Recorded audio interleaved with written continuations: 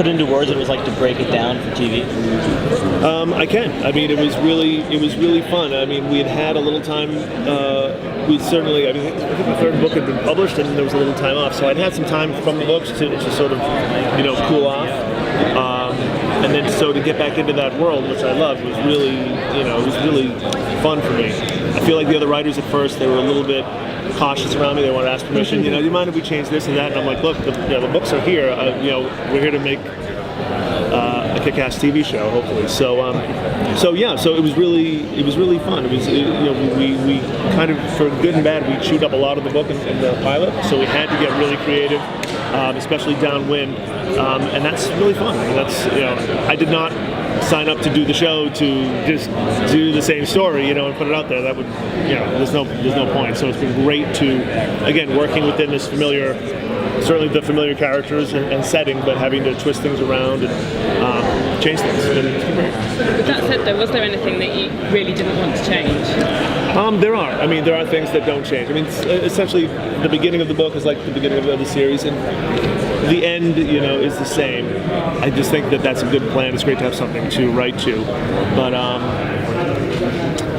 but no, I mean, Guillermo and I, we got in pretty much all of our, favorite stuff and everything that we wanted to do. I can't think of anything that we missed necessarily. But again, the fun part was finding stuff.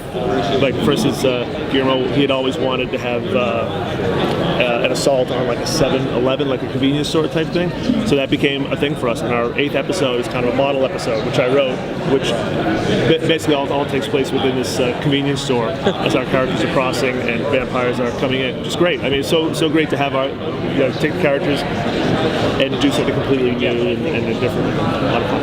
What has it been like to actually see this two-dimensional, the book format being brought to life in this visual style? Amazing. I mean, the first night of shooting, we were out in the streets of Toronto doing a big location shoot. I really could not believe it. I mean, it was so cool. But now that I'm in it, now that I've been on set so much and had a lot of responsibility for things, it's really fun. It's almost exciting when a little crisis comes up or we need a new something, or either you write something and then the next day they're doing it. It's really a lot of fun, and that's something that I hadn't experienced before this. So I really like that part of it. Now, I know it's based on the 3 books. Are you going in order of season 1 is just book 1, or are you mixing it up between all the different books? Yes, I mean, so season 1 is kind of book 1 generally, but with a lot more stuff. Hopefully seasons 2 through 5 are going to be more of a mix of the second and third books. Again, which is great. I really feel like it's going to keep things fresh if we keep changing it. The other fun thing going through, we got halfway through the season, and then we were really starting to do new shows and see the actors and see how they are, and it was great to sort of look downstream and change things right to their strengths, because I mean they've been great. They've really been great, and some of our locations have been fantastic, and so you want to see more there, you want to have more interaction. That's fun too. The show really sort of took on a life of its own, which I think is exactly what you want, creatively. You want to have it start telling you where it needs to go. You said season 1 was more or less there was a combo where there's a dude looks like a vampire. Yep. And we were trying to figure out, and I've only read book 1. Okay. I did not recognize who that is. And some people have asked, is that Mr. Yeah. I think it is. Okay. And I think does he not show up until later? We definitely, that's a great point. That's something that we definitely accelerated. I mean, one thing is we love the character, and we sort of got to him later in the books. It just seemed like a really fun way to keep the show energized, to bring him in early and be a little mysterious.